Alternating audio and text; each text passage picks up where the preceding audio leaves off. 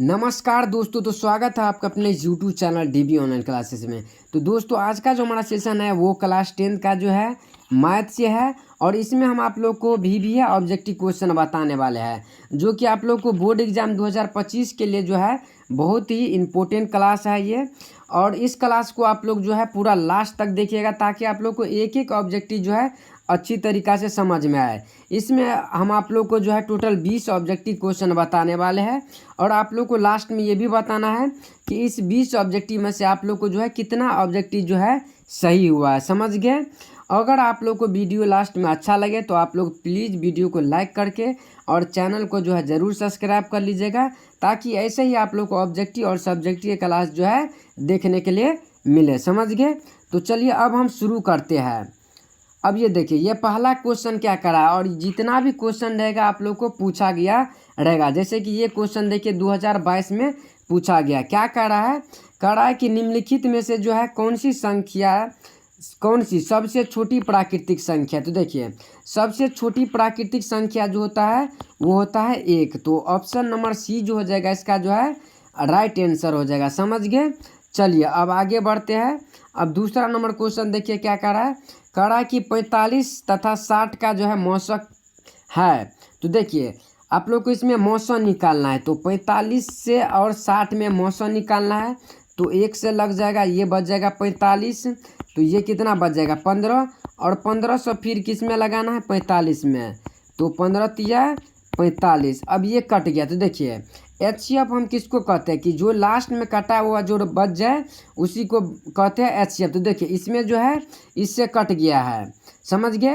तो यानी HCF जो आप लोग को हो जाएगा वो हो जाएगा 15। क्या हो जाएगा 15। तो ऑप्शन नंबर इसका जो है डी हो जाएगा आप लोग का राइट आंसर। समझ गए? चलिए अब आगे बढ़ते हैं। देखिए अब क्या कर रहा है कि एक शून्यक परिमेय और अपरिमेय संख्या का गुणनफल होगा। तो एक परिमेय और अपरिमेय संख्या का गुणनफल जो होता है वो हमेशा अपरिमेय संख्या होता है। क्या होता है? हमेशा अपरिमेय। तो ऑप्शन नंबर बी जो हो जाएगा इसका राइट आंसर हो जाएगा। चलिए अब आगे बढ़ते हैं। अब चौथा नंबर क्वेश्चन देखिए क्या कह रहा है। चौथा नंबर क्वेश्चन क्या कह रहा है कि यूक्लिड विभाजन एल्गोरिथम दो धनात्मक पूर्णांकों के निम्न में से किसे परिकलित करने का तकनीकी है। तो इसमें जो है मौसम निकालने का तकनीकी है। आप लोग जो है यूक्लिड विभाजन से क्या निकालते हैं, क्या ज्ञात करते हैं? मौसम ज्ञात करते हैं। तो यही इसका जो है मौसम हो जाएगा आप लोग का राइट आंसर। तो ऑप्शन नंबर बी जो हो जाएगा इसका राइट आंसर हो जाएगा। समझ गए? चलिए और अगर आप लोगों को वीडियो अच्छा लग रहा होगा तो प्लीज़ वीडियो को लाइक करके और चैनल को ज़रूर सब्सक्राइब कर लीजिएगा और अपने दोस्तों के साथ ज़रूर शेयर कीजिएगा। समझ गए? और ये देखिए ये आप लोग का त्रिकोणमिति से सवाल है और ये जो है 2021 में आप लोग को पूछा गया। क्या कह रहा है कि 10 थीटा बराबर 4/3 है। तो देखिए पहले 10 थीटा बराबर क्या होता है। तो 10 थीटा बराबर होता है लंब बटा में आधार। क्या होता है? लंब बटा में आधार। तो इसमें लंब क्या है? तो लंब हो गया 4 और आधार जो हो गया वो हो गया कितना 3। तो आधार कितना हो गया 3। तो अब हमको क्या चाहिए? तो अब हमको कर्ण चाहिए। क्या चाहिए? कर्ण। तो कर्ण बराबर क्या होता है? लंब का स्क्वायर प्लस में आधार। तो इसमें जो है लंब क्या है 4। तो 4 का स्क्वायर 16 और प्लस 3 का स्क्वायर 9। तो ये कितना आ जाएगा? तो ये आ जाएगा 25 और 25 का वर्गमूल कितना हो जाता है 5। कितना हो जाता है 5। तो कर्ण बराबर कितना आ गया? तो ये आ गया आप लोग का 5। तो देखिए हमको क्या निकालना है साइन थीटा प्लस में कोस थीटा। तो साइन थीटा बराबर क्या होता है लंब बटा में कर्ण। तो लंब क्या है? तो लंब है आप लोग का 4 और कर्ण कितना आ गया है 5 और प्लस में कोस थीटा बराबर क्या होता है आधार बटा में कर्ण। तो आधार क्या है 3 बटा में 5। तो ये तो कितना आ जाएगा? तो ये आ जाएगा आप लोग को 7/5। तो 7/5 देखिए आप लोग को कौन सा ऑप्शन में दिख रहा है। तो देखिए ऑप्शन नंबर सी में आप लोग को दिख रहा होगा 7/5। तो ऑप्शन नंबर सी जो हो जाएगा इसका राइट आंसर हो जाएगा। समझ गए? तो चलिए अब आगे बढ़ते हैं। अब देखिए छठा नंबर क्वेश्चन देखिए क्या कह रहा है।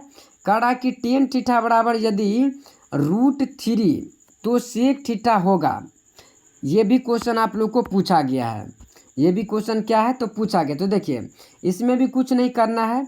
तो 10 थीटा बराबर आप लोग को पहले बताए कि लंब बटा में क्या होता है आधार। तो इसमें लंब क्या है √3 है।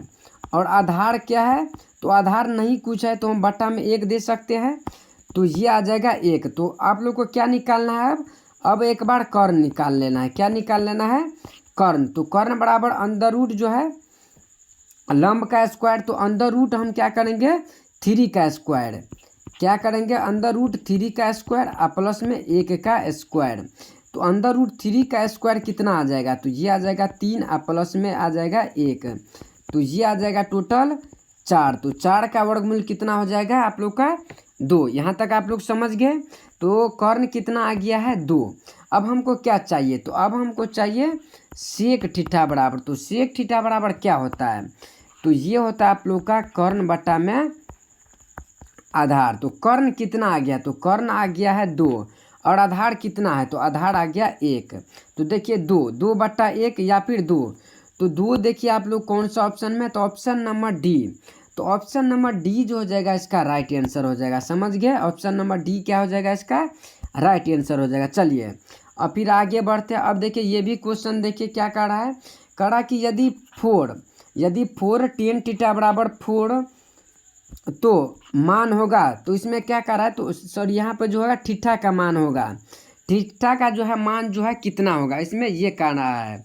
तो देखिए आप लोग को एक पता होगा, देखिए अगर 2x बराबर मान लीजिए 8 है, तो अगर हमको इसमें x बराबर निकालना है तो क्या आ जाएगा 8 बटा में 2, तो कट के कितना आ जाएगा 4। सेम इसी रूल इस पे लगाना है। तो tan थीटा बराबर क्या हो जाएगा, तो tan थीटा बराबर क्या आ जाएगा 4, और ये वाला जो है ये वाला चला जाएगा बट्टा में, तो ये कट गया। तो देखिए तो ये आ गया आप लोग का tan थीटा बराबर कितना आ गया 1 आ गया। कितना आ गया 1।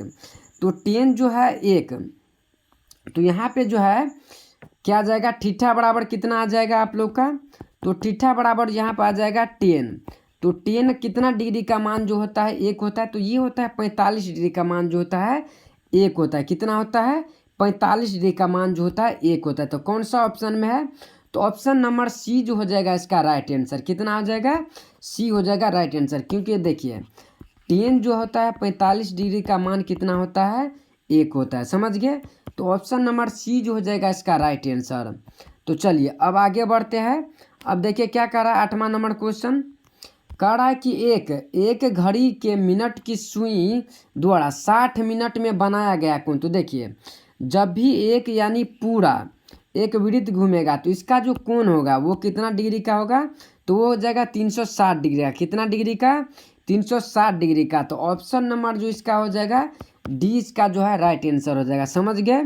चलिए अब फिर बढ़ते हैं आगे नमा क्वेश्चन की ओर। देखिए अगर आप लोग को एक भी क्वेश्चन में अगर आप लोग को दिक्कत होगा तो आप लोग ज़रूर कमेंट में बताइएगा कि इस क्वेश्चन में जो है दिक्कत है। समझ गए। अगर आप लोग को इसका आंसर पता होगा तो आप लोग कमेंट में जो है ज़रूर बताइएगा। और लास्ट में तो आप लोग को बताना ही है कि 20 ऑब्जेक्टिव में से आप लोग को कितना ऑब्जेक्टिव जो है सही हुआ है। समझ गए।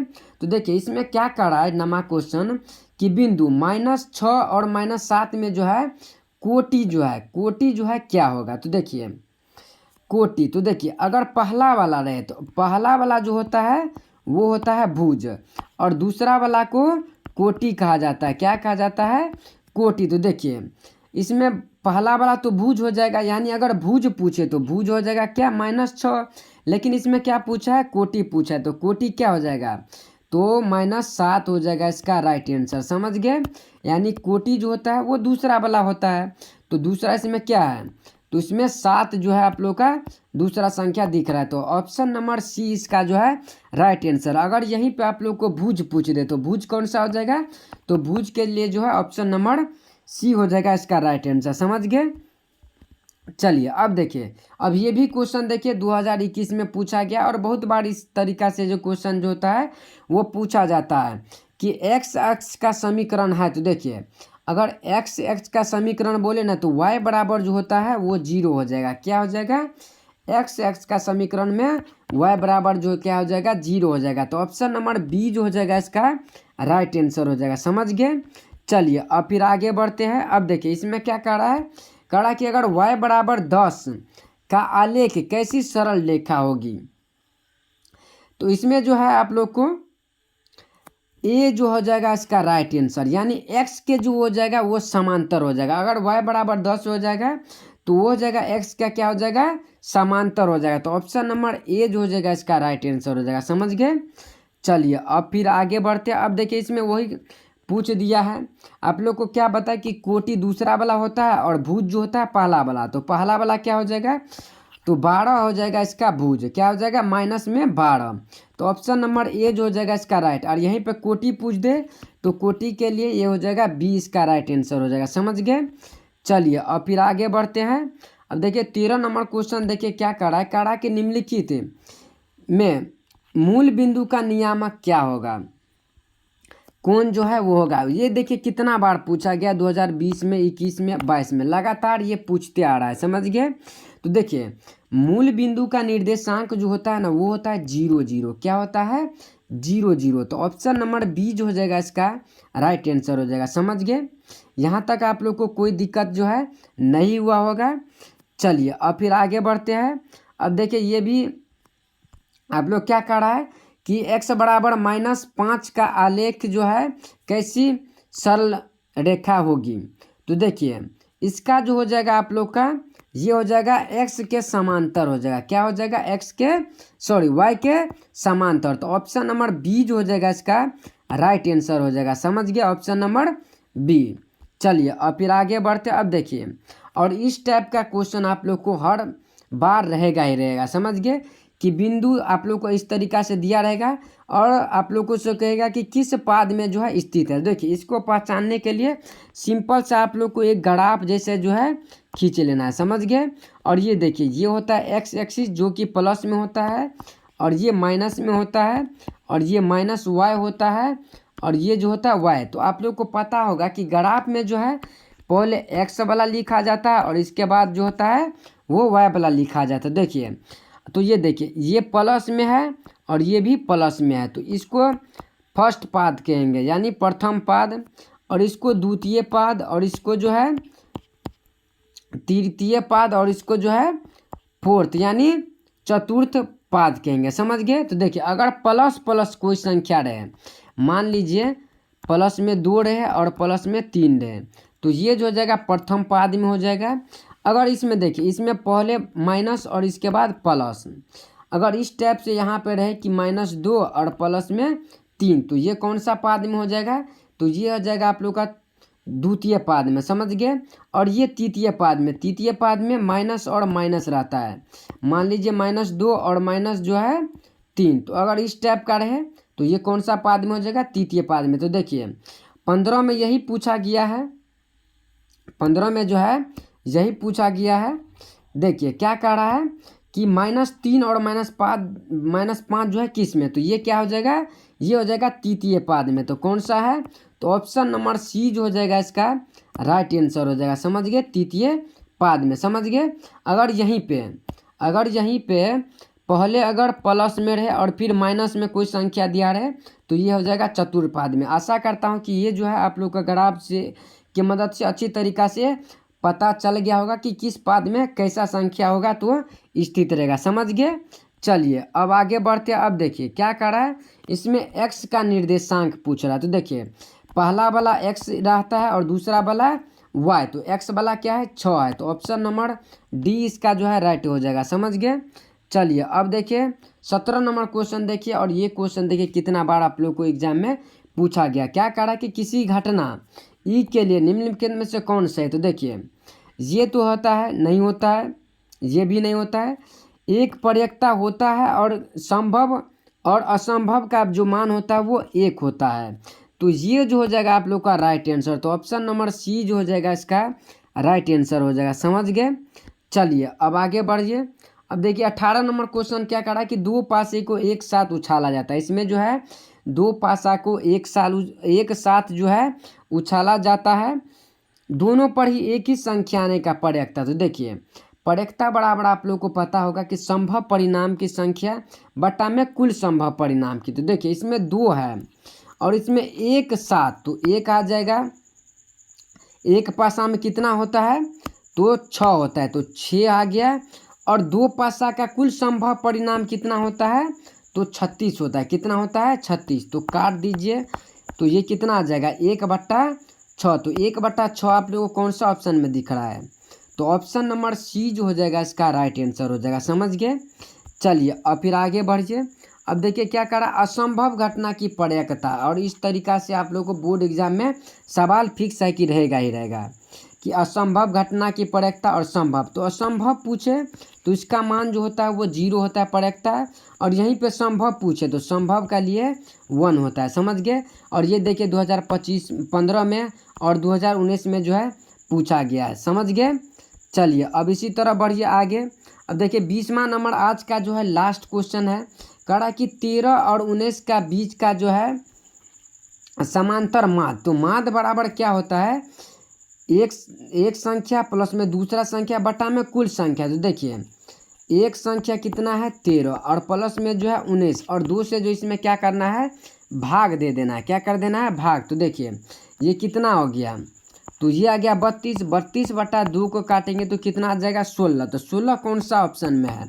तो ऑप्शन नंबर बी जो हो जाएगा इसका राइट आंसर हो जाएगा, समझ गए 16। अगर माध्य पूछे तो आप लोग को इसी तरीका से संख्या को जो है दे देना है, जोड़ देना है, और कुल कितना संख्या तो 1 और 2, तो 2 से क्या कर देना है भाग दे देना है, समझ गए। और जितना काट के आंसर आ जाएगा वही इसका जो है माध्य हो जाएगा, समझ गए। तो आशा करता हूं कि आप लोग को जो है यहाँ तक में कोई दिक्कत नहीं हुआ होगा और आप लोग को एक एक ऑब्जेक्टिव क्वेश्चन जो है अच्छी तरीक़ा से समझ में आ गया होगा, समझ गए। अगर वीडियो समझ में आ गया होगा तो प्लीज़ वीडियो को लाइक करके और चैनल को जो है ज़रूर सब्सक्राइब कर लीजिएगा और अपने दोस्तों के साथ शेयर करना ना भूलिएगा। और आप लोग को ये भी बताना है कि इस 20 ऑब्जेक्टिव में से आप लोग को जो है कितना ऑब्जेक्टिव सही हुआ है, समझ गए। तो चलिए अब फिर मिलते हैं इस अगले वाले वीडियो में, तब तक के लिए जय हिंद जय भारत।